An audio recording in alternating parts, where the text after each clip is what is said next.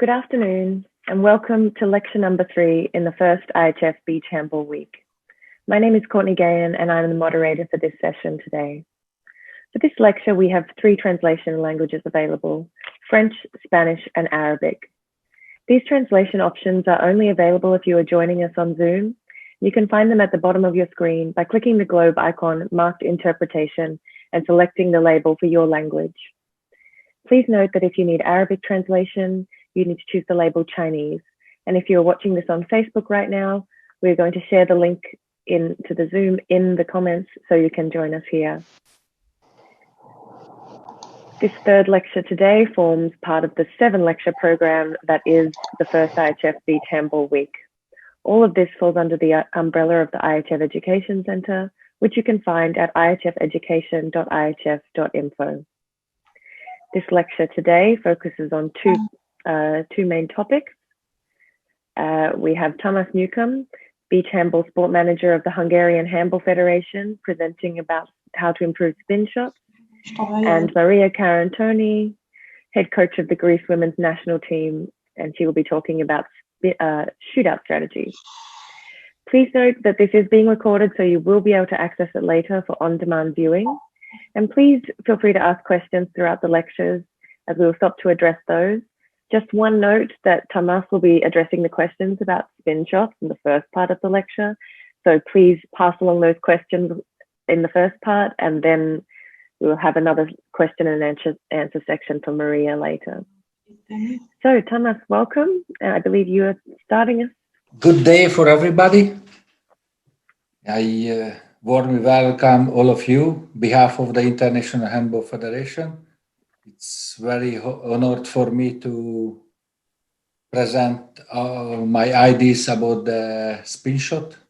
I hope you will enjoy it, and I hope you will learn something. And if you have any questions after that, you can take it. You can ask me end of the presentation, or you can find me on the Facebook, and you can do.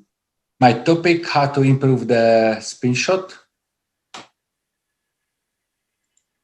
It's one of the most important attack technical elements of the beach handball. Without spin shot, it's impossible to play successful beach handball. First, some introduction about me. I wrote just my coaching activity. I was a coach of the different club teams in Hungary between 1999 and 2015 with some results. I was the head coach of the Hungarian women's national team between 2004 and 2006.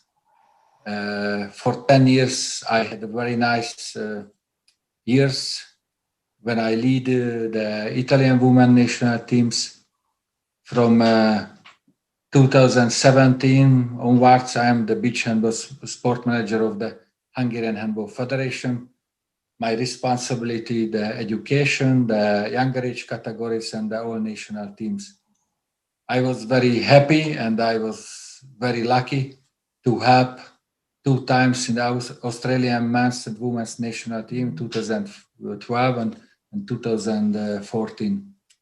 I am the lecturer of the International and the European Handball Federation more than 10 years. I had a lot of possibility to present my ideas in different countries, and it was one of the most honored possibility for me in 2015 when I was one of the coach of the demonstration matches with the world selection team Lausanne.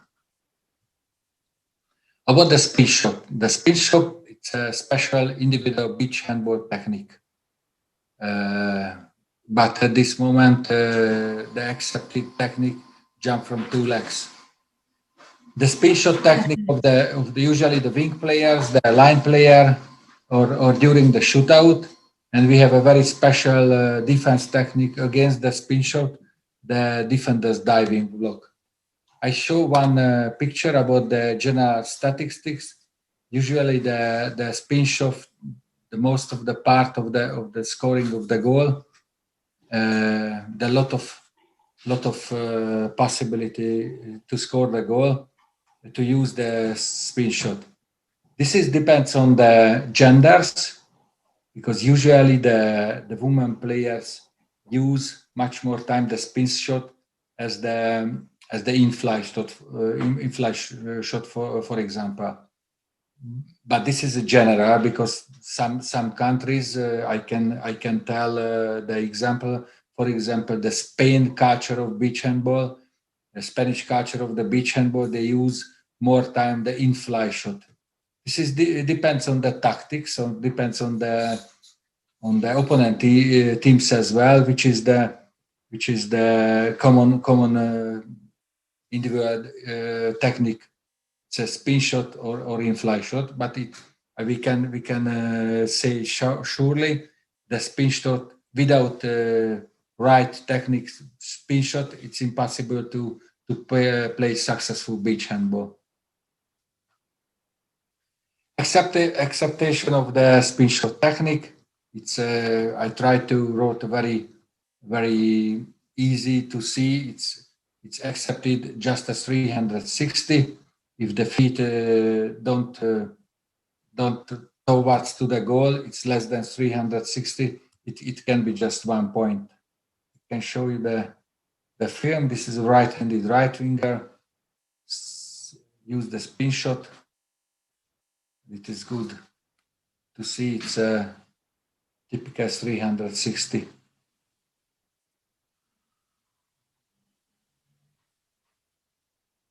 Norwegian goal. As I thought, 2 points goal. The feet of the player are pointing directly towards the goal at the point of takeoff.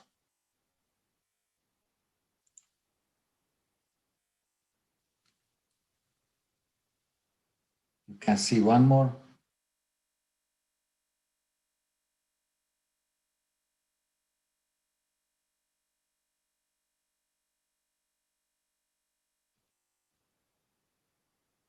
You can see the diving block as well against the spin shot.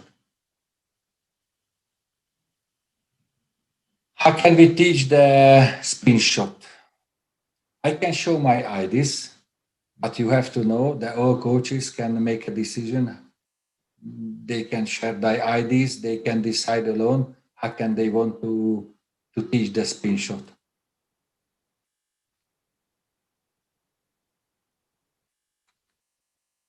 Usually when I started to teach spin shot, always start to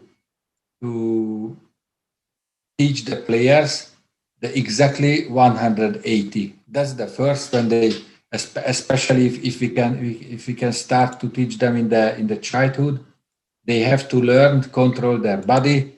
They have to learn how can they do exactly 180, and after 260, I will show it.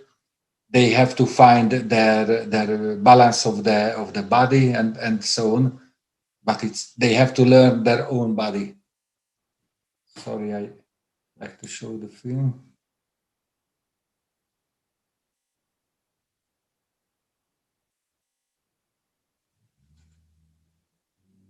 As I thought, half spin exactly 180 degrees. The next step is possible half spin with closed eyes. This is important for the kinesthetic perception.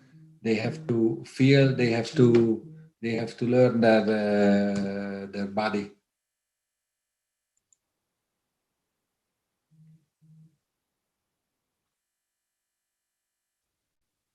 There's boys during this film. They were about 12, 13 years old, but you can see their body. Some of them can keep their body. Some of them a little bit more difficult.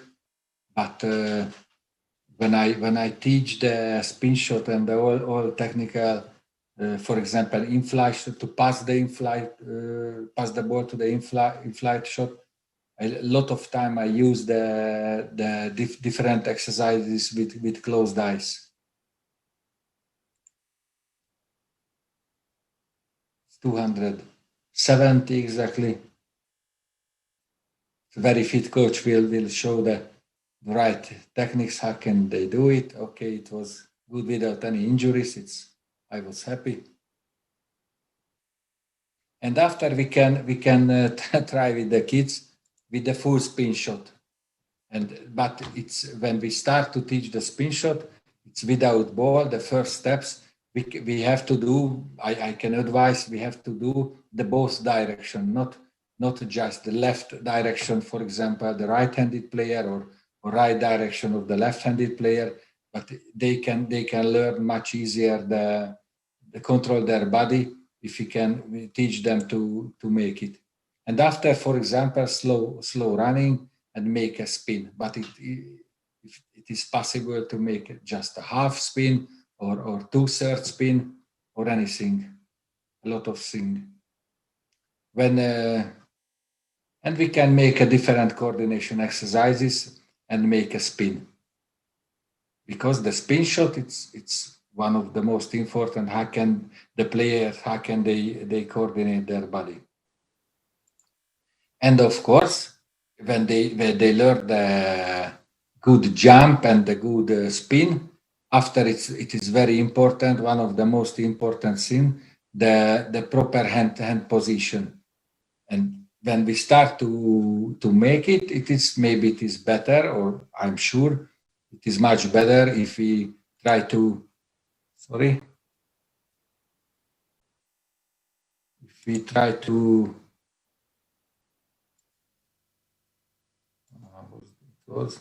We have to show the kids. Stop it. And we can show them the. No.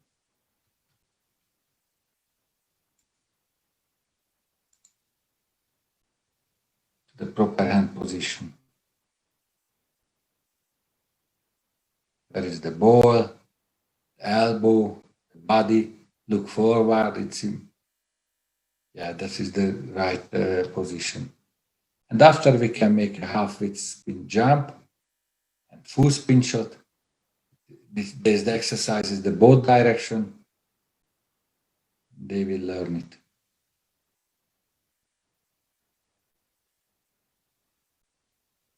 And full spin shot, but first arrive to the sand with the proper hand position.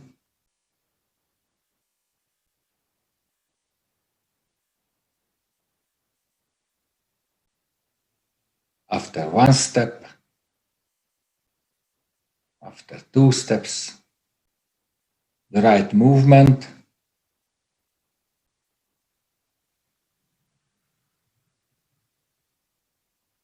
We can teach the kids to the, and of course we can make some coordination and rhythm exercises.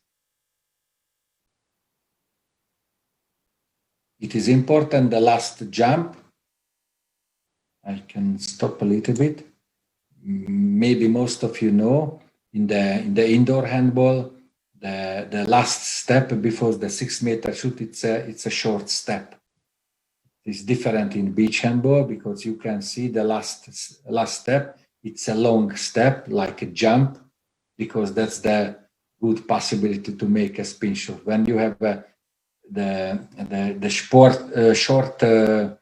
short distance to make it, usually there is a problem for the right techniques for spin shot.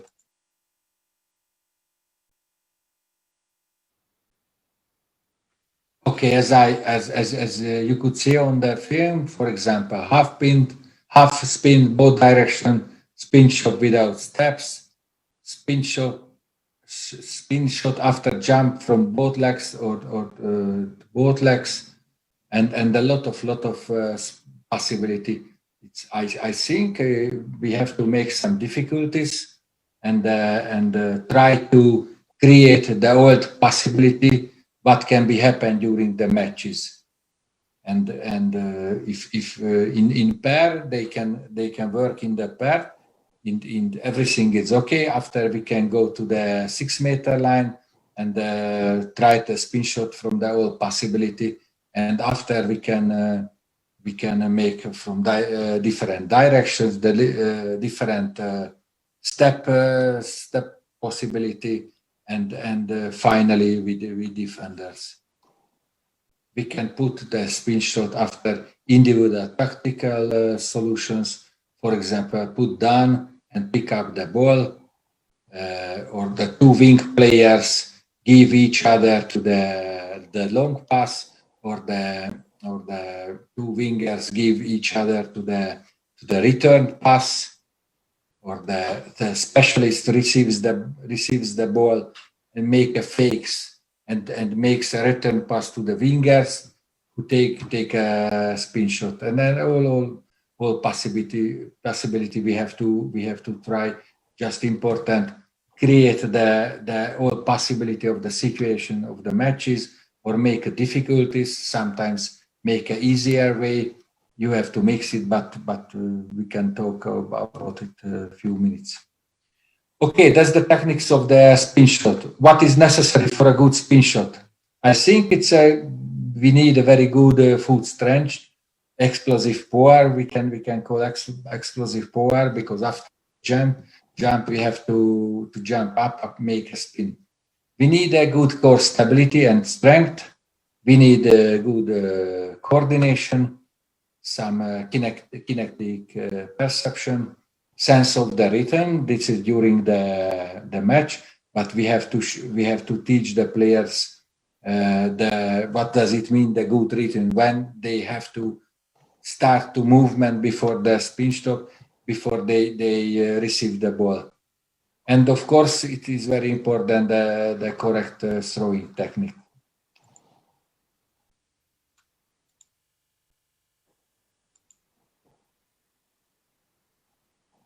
It's one example. It's a good rhythm, but it was a 1-point goal because the feet of the player are pointing vertically at the goal area line instead of towards the goal at the point of takeoff.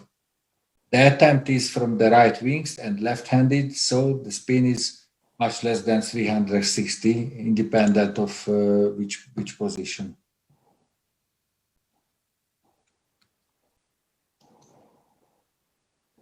Okay, let's first the foot strength.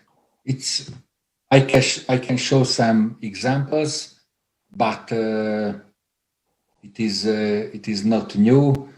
It is the foot strength always also very important in the indoor handball. We have some physical coaches in indoor handball. We have a lot of exercises. We have a lot of education. How can we make much more power to our hip and the foot? We know this. I'm sure it is not new exercises. It's very common exercise during all the day. But of course, we can use these exercises in the gym. But part of these exercises we can make it in the sand. For example, these exercises we can make on the beach court, or these exercises also, because not only the foot and the hip that very good for the coordination. On this film they use some sport equipment which can be create a better effectivity of the exercises. The side, of course, this is very good example. We can try in the sand, and I can suggest you maybe you can make these exercises with closed eyes. Of course, when you have a weight on your back, don't try to make with closed eyes, because maybe we have to prevent any injuries. But for example, these exercises, of course, we can do at the beach court. This also is very good exercises. If you can make you see with half spin, we can make on the sand as well. Okay, core stability and strength. We can prevent, for example, in my country, in Hungary, we have or for example, 4, 5, 6 beach season, but we can prepare for the beach season with the different coordination work. If you have a country where it's also important, the indoor handball, this exercise is excellent for the indoor handball as well. And of course, you can lead these exercises at the sand on the beach court, because if you have a possibility to make these exercises on the sand, the effectivity will be higher of this. This film created for the indoor handball, but as you can see, they make a half spin, because for the coordination and the kinetic perception, it's excellent in beach handball.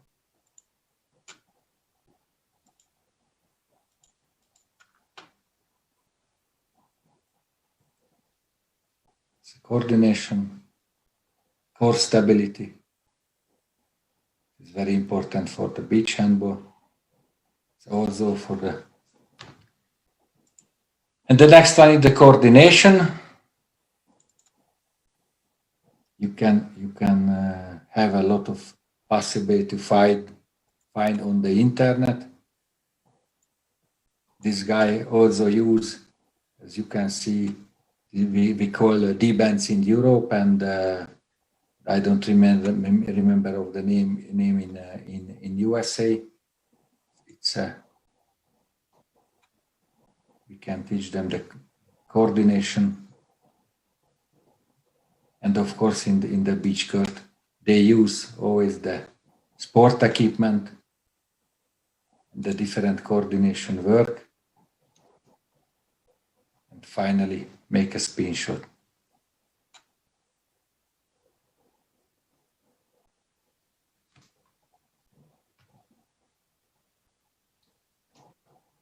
And you can make, of course, any difficulties too.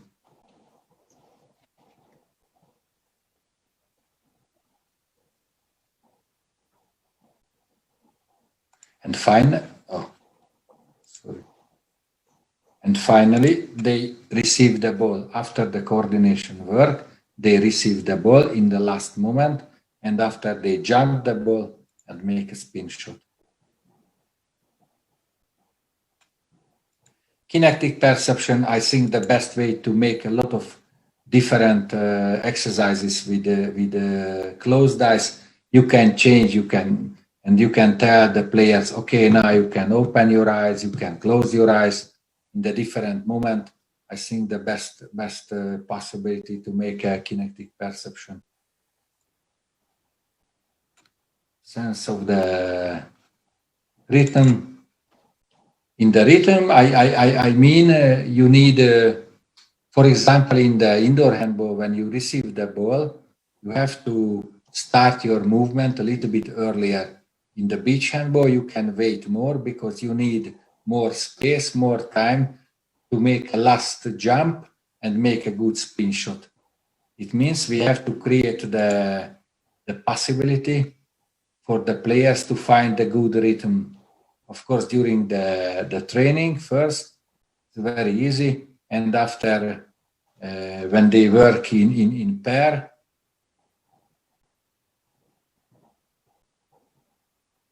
you can see the right rhythm when they pass the ball and arrive the wing player. It was good rhythm of the spin shot. It was good spin, but it was just 1 point. And of course, as we talked about earlier, we have to. It's very, very important the right hand position, the proper hand position, because if your elbow in this situation after the spin shot, you have no chance to score the successful, because the clever goalkeeper will see your elbow, and it is very limited when you can throw the ball. It is very important, elbow up and the ball position. Okay, and the last one, or we can create any other difficulties before the spin shot during the trainings. What I mean, for example, practice both direction. Usually I use the stand up from the chair and spin without any steps, or we can jump down from the top of the box and spin. It means the explosive we can use, or explosive power, or spin to the opposite direction with closed eyes, and immediately when arrive to the sand, immediately open the eyes and make a spin shot. It means some difficulties before that. Or we can mix, make harder and easier exercises. We can change it. Or we can use different equipments, as I saw you on the videos. And of course, when we have a good spin shot techniques, we can make different exercises with different defenders and any other possibilities. It depends on the coach ideas. Or I had a very good history. I have very good experiences about the trampoline. It is I had a team more than 10 years ago, and it was very great result when I went to them to the trampoline park, and we made some trainings that it was much easier for them after to make a spin shot. Okay, the summary. I can make a summary that lot of things, but for example, the power and the kinesthetic perception and the coordination, that a lot of things. If you have a time, you can work a lot with the spin shot, which means the individual technique. And of course, it will be not the same, the whole spin shot. Most of the players has an individual technique, but could be successful as well. It was my presentation. Thank you for attention. If you have any questions, I am ready to answer it. Okay, we have just one question so far. Let's see if anyone else asks anything. The first question is just, what age do you recommend starting these spin shot exercises? I can tell you it's 10 or 12 or 14, because when the kids watching the match, they will try it, independent of they have enough power. For example, the boys and the girls' age can be different, but it can be different for the individual biological ages. Mm-hmm. If I can tell you 12, but some kids it's retarded, they cannot start it. But I can be brave, and 8 years old, 10 years old, half spin or something like that. I can say you that just limited which is the age categories. As you can start at 8, or why not? Some of the players can make it. Some players cannot make a spin when they are 14 years old, but anyway, the most important, they have to enjoy it.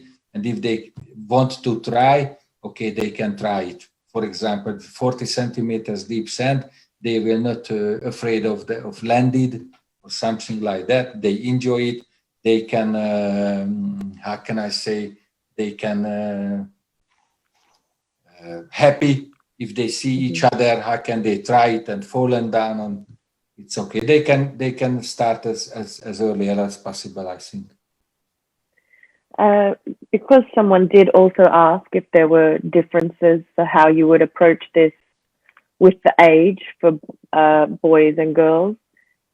You mentioned there could be some biological things. Can we just expand on that a bit so people can maybe understand what they should look for?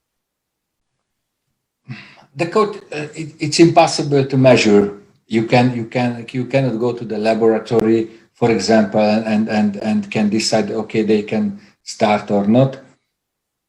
you can go to the beach court with your players, with your team, and they can try. That's all. Doesn't matter, and you will see if the coach must be a good eye to see. Okay, they can start and be patient with them. With few of the players, we need to wait 2 years, and they can start to learn the good spin shot. I think the younger age category is the most important. They have to enjoy, they have to try. But the exercises, what I showed, for example, the half spin, maybe some of players, when they are 8 years old, they can do half spin. You can organize some games for them when they can get 2 points when they make half spin, for example. I don't know which is the best age, but I'm sure if I start again with the 8 years old boys, I should start with them, or 10 years old, doesn't matter. They have to try. That's all. They have to enjoy. Okay, that's actually all the questions we have about that part. So you've obviously done a very good job explaining the concept. So we do have already a lot of comments coming in saying this was an excellent presentation and thank you very much. So thank you very much, Thomas. Thank you very much. Thanks for the attention, and I hope we can start as soon the right beach handball, not online, but on the seaside or somewhere in the world. I wish you very good health for everybody, and thanks for your attention. Thank you very much. So now we welcome Maria, and we will move on to shootout strategies.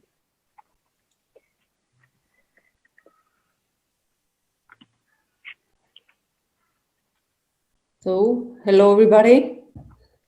I hope you are doing well. I would like also to welcome you to the first IHF Beach Handball Week. I'm Maria Karantoni, and I'm the coach of the Greek Women's Beach Handball national team.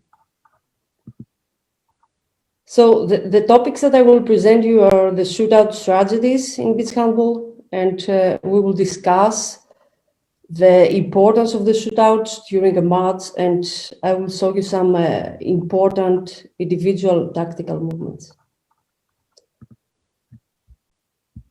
So we will start with some statistics from 3 big tournaments the past 2 years. These tournaments are the World Championship in 2018 in Kazan in Russia, the European Championship in 2019, which took place in Poland, and the ANOC World Beach Games that took place in Qatar the same year.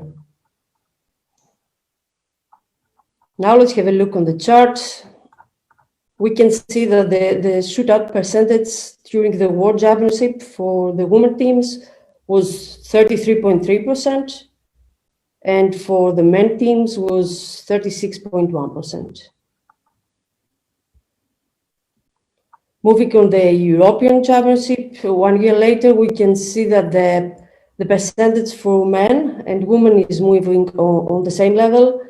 It's 31.8 for men and 32.7 for women. And we also notice that both tournaments are on the same percentage rates.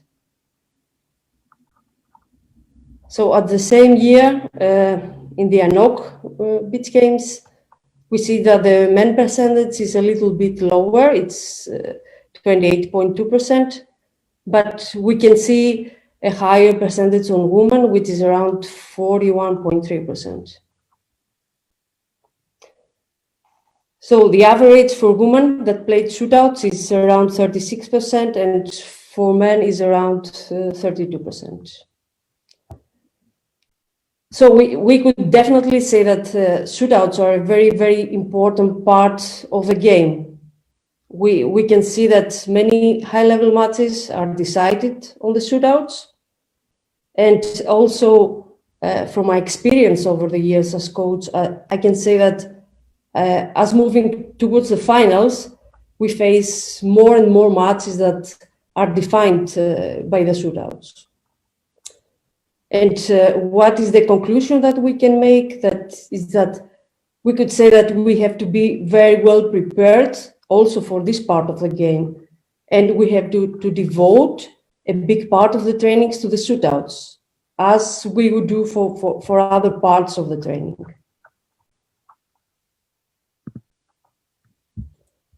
So we go to our team preparation. So how can we prepare our team for the shootouts? So we can prepare our team theoretically and then practically through trainings. So first, theoretically, that means that the theoretical approach can be achieved through video analysis, analyzing all our opponents. For example, which players are they using? What strategy are they using? What are the tactical movements of each player? And then, of course, also through what-if analysis. And we exercise all possible scenarios. For example, what if the attacking player's ball reception is too far from the goal? Or what if the attacking player gets used to shoot very close to the 6-meter line? What if the goalkeeper has not a good direct shot or a very good direct shot? And also, what if we have an attacking player with an opposite hand, and so on?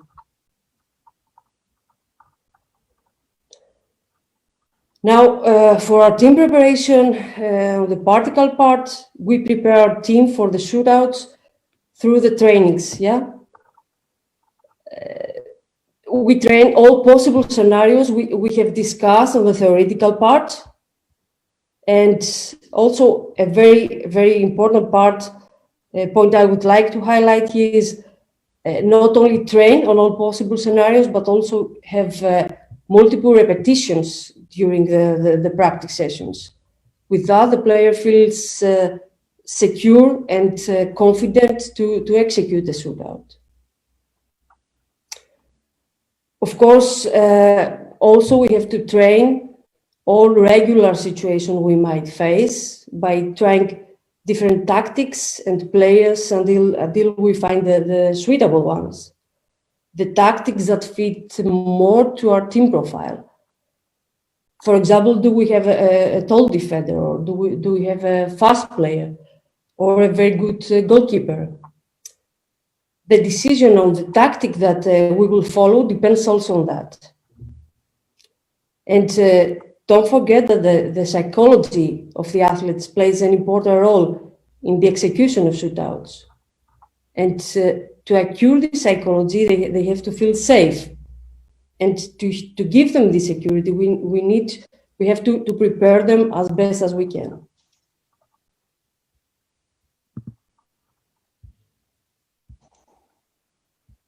Now we will continue with the presentation of some individual tactical movements. Most of the movements are basics, but I really believe that it's very important to be taught. We will start with the attacking team, which is also the first team that enters the court. The attacking team consists of 2 players, the goalkeeper and the attacking player. In this animation, we will analyze the movement of the goalkeeper. Of course, we can also use a court player instead of goalkeeper in case he can pass or shoot better.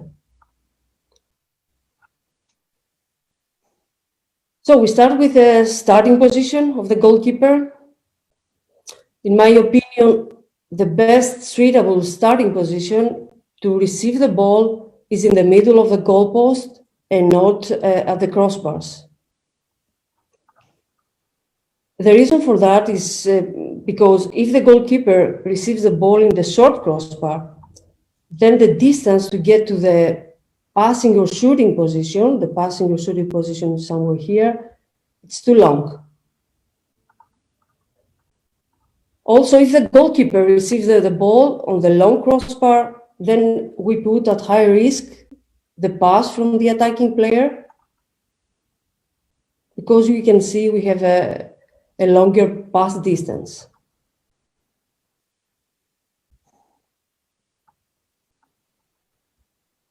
Now, regarding the correct movement of the goalkeeper should make a semicircular movement from the opposite side of the attacking player's movement. So in this situation that we have from this side an attacking player, the movement of the goalkeeper should be from this side. If we had an attacking player from this side, then the goalkeeper should move from this side. So with this, the goalkeeper achieves a better and easier pass position, has also higher possibilities to achieve a direct shot, and he has a better eye contact with the attacking player.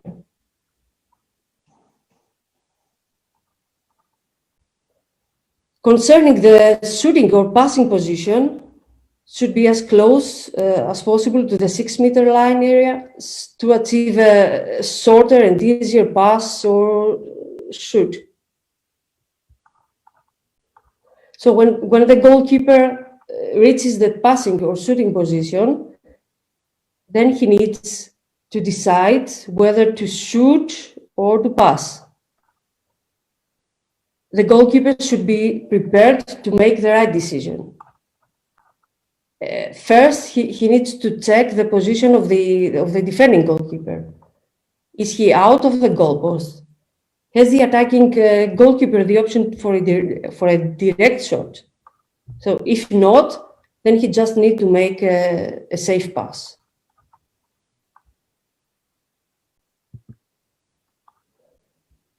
So now let's move on to watch some videos and the behavior of the goalkeeper during a shootout. We have an effective and a not effective situation. So in the first case, let's watch the video.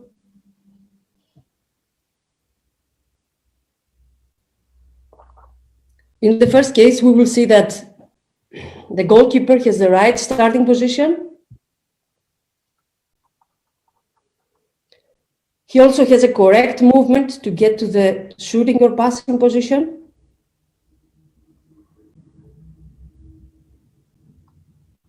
And also he makes the right decision by scoring a direct goal.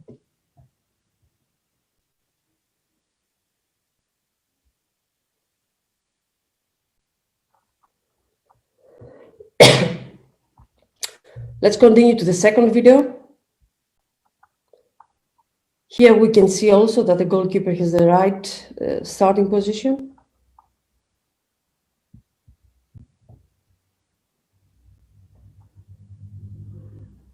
So, but after that, the goalkeeper moves straight on very fast and takes also a very fast decision without exercising all possible options. Let's watch it again. You can see that the attacking goalkeeper with her movement gives already the information to the defending player that she's not going to shoot. It's obvious that she just wants to pass the ball. The attacking goalkeeper with this, she moves very fast and she's passing the ball very fast, and she's not even taking further the position of the defending player.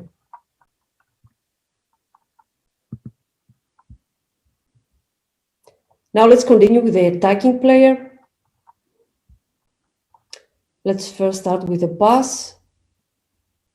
We need a straight, normal pass so the goalkeeper has an easy reception.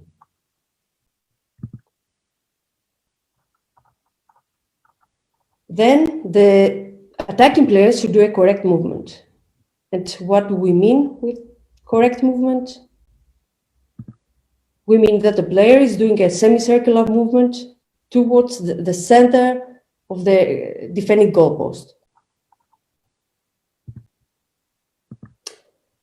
With this, we can assure that the goalkeeper's pass will lead to a better ball reception from the attacking player, and the attacking player will have a very good shooting angle and as a result, more and better shooting options. For example, if the attacking player receives the ball close to the substitute line here, he or she will not have a very good shooting angle. Also, if the attacking player runs directly to the center of the court, in case that the goalkeeper's pass is not good enough, then the attacking player will not be able to receive the ball. And as a result, without the ball, the player will not be able to shoot. And generally speaking, this movement is a movement that it's not typically used during the normal time period. Therefore, it is very important to train this movement in the training. So after the ball reception, the attacking player, depending on the defending goalkeeper's position, he must be prepared to make a decision. Is he going to shoot directly? Is he going to use all of his steps? Will he try to overtake the defending player in case he's out? Combining the decision-making and the shooting option of the attacking player, we could say that if, for example, the goalkeeper stays under the goalpost, the attacking player can use all his steps to approach more the 6-meter line before the shooting. Or if the goalkeeper moves out of the 6-meter, then the attacking player must be ready to shoot with a direct spin without using any steps, or even overtake the defending player. Also, another situation that our players might use is the one-point goal.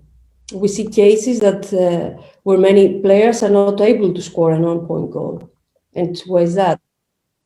Maybe because we and the player feel that it's easy to execute a one-point goal and do not give the proper focus on this action. In my opinion, we should give the same importance in the training to train such situation. Also, a similar situation is the 6-meter throw during the shootout, which should also be trained as a part of the shootout situation.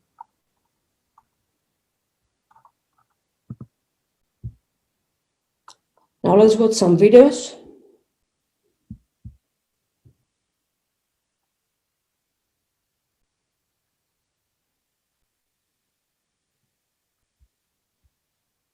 So we see that the attacking player has the right movement. She does the semicircular movement towards the center of the defending goalpost. You can see that the goalkeeper decides to stay back. So with this, the attacking player uses all 3 steps to approach the 6-meter line, and she shoots from a very good distance. And also, the attacking player has a very good viewing angle for the shoot.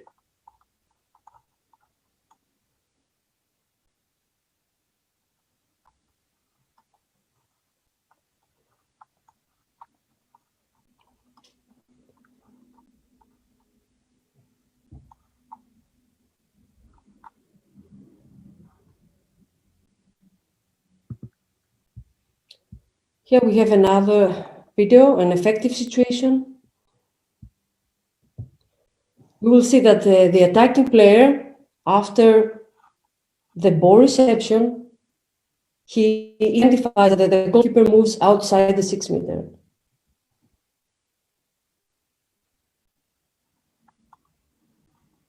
So he seems to be determined, and he executes a direct spin without using any steps.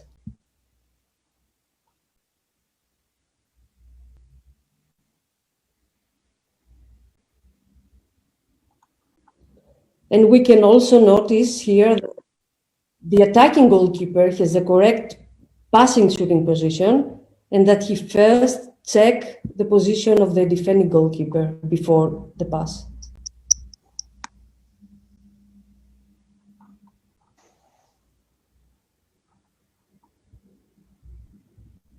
On the second video, in a similar situation, the attacking player, after receiving the ball, he hesitates and delays to make a decision.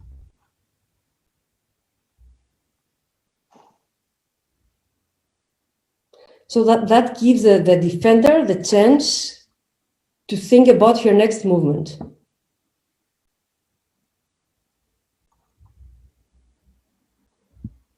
So finally, she takes the wrong decision. Maybe she feels insecure to shoot from this distance, and she decides to approach more the 6-meter line, with a result to take an offensive foul.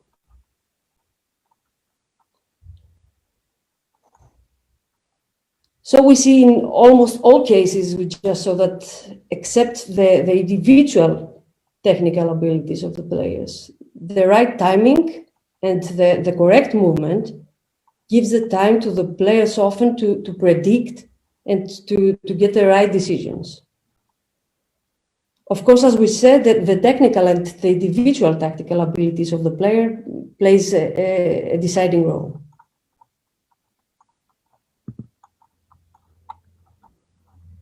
So let's continue with the defending team. So it's clear that the defending team has an advantage because they can see which player the attacking team uses.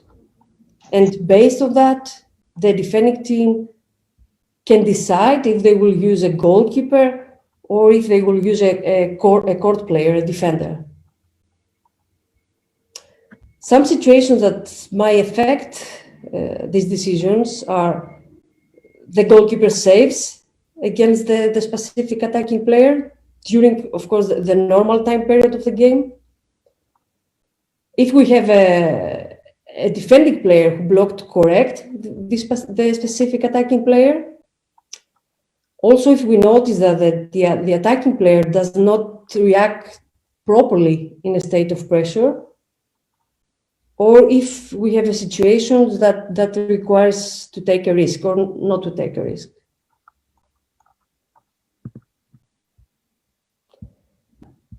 So when could we use a goalkeeper?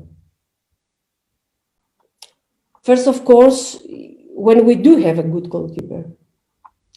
And also when the overall performance of the goalkeeper during the normal time period of the game was good. That also means that the goalkeeper has a very good psychology. When she or he has a good perception and a very good timing, and also when she or he is prepared to face the specific attacking player. So here we have a video. This situation didn't demand any kind of risk. It was the first shootout of the game.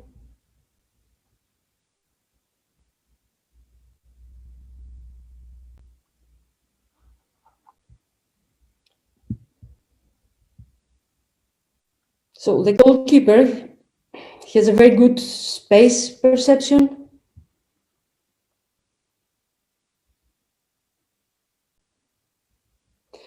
And she also has a very good timing. You can see that she first waits for the attacking player to make the spin and she acts after that.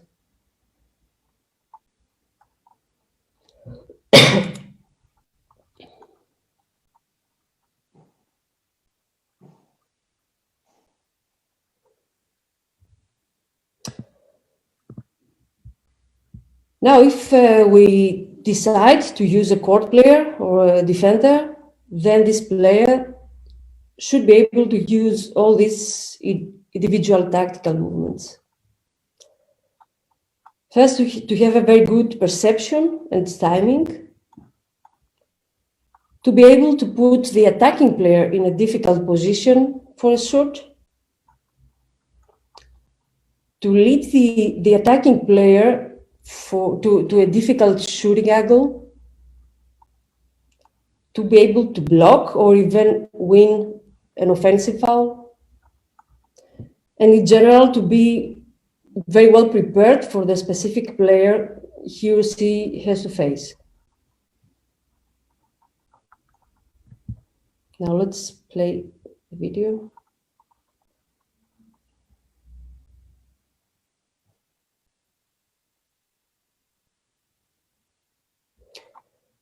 So we can see that the defending player eliminates the option of the attacking goalkeeper to receive a direct shot.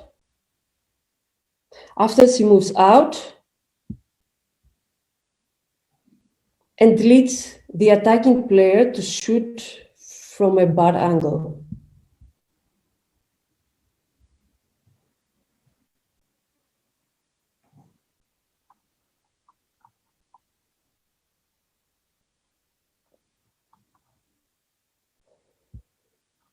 And she has also a very good blocking timing.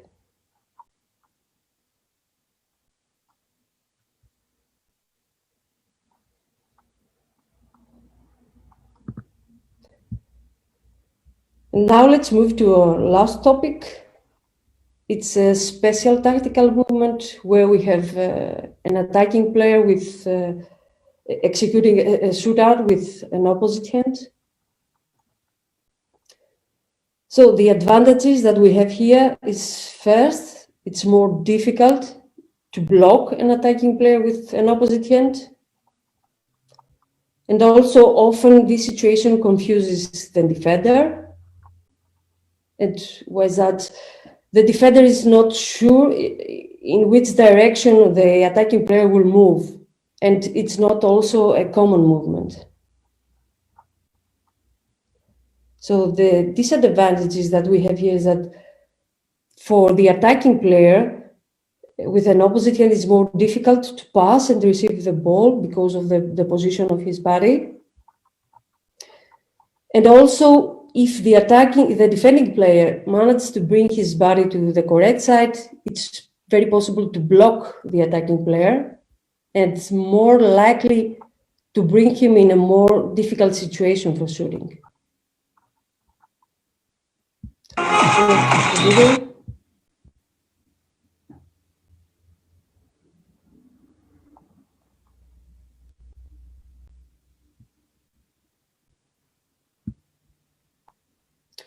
The goalkeeper has the right tactic movement, but here in this situation we have a somatometric mismatch between them, and as a result the attacking player scores.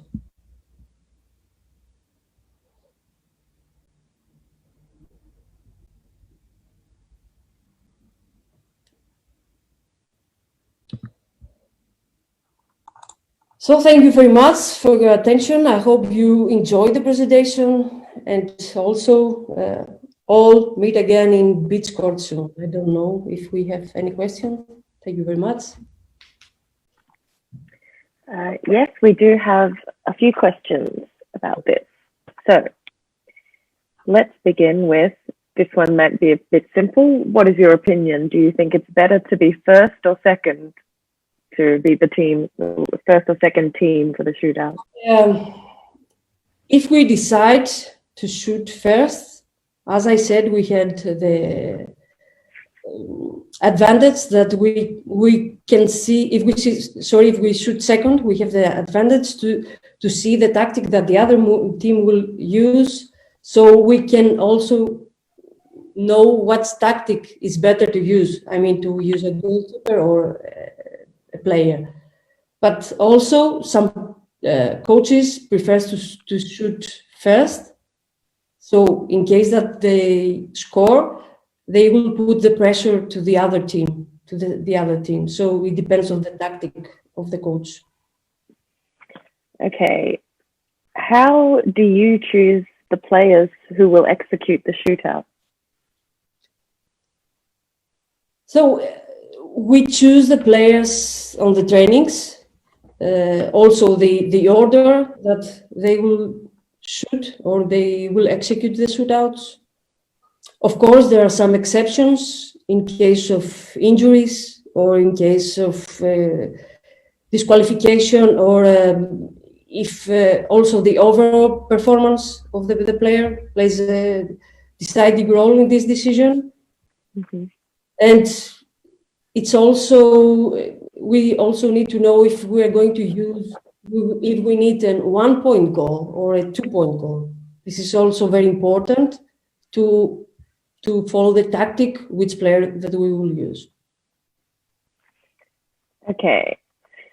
If the goalkeeper comes out beyond the 6-meter line, what do you recommend as the best decision for the attacker? It depends on the distance. Where is he going to go out? If he's close to the 6-meter or too far. If we have the chance to shoot, if we can shoot, or if we have a very good space to move or overtake the defending player. I cannot say if I don't know this. That this is a very typical with these tactical questions, but it's hard to give a general answer sometimes. So this one also, someone asked, in which situations would you use a court player as the goalkeeper? I think we already answered that, but if the defender has blocked a lot of times the specific player in the normal time period of the game, then probably we will use them. Or in the video analysis, if we have analyzed very good the specific player and we know how to defend. Also in a situation that maybe we have a tie and it's the last shootout and the opposite team needs 1-point goal. There are many situations that we might use a court player. Mm-hmm. So I'm just reading because some more questions have come in.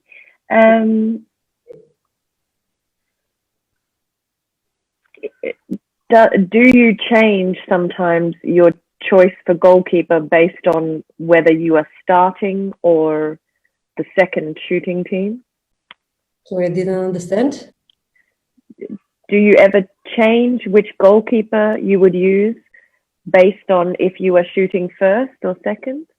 Not based of if we are shooting first or second, but based on the performance, the overall performance of the game, and also if the goalkeepers are prepared. And I have already answered how we prepare the goalkeepers and the players for the specific attacking player.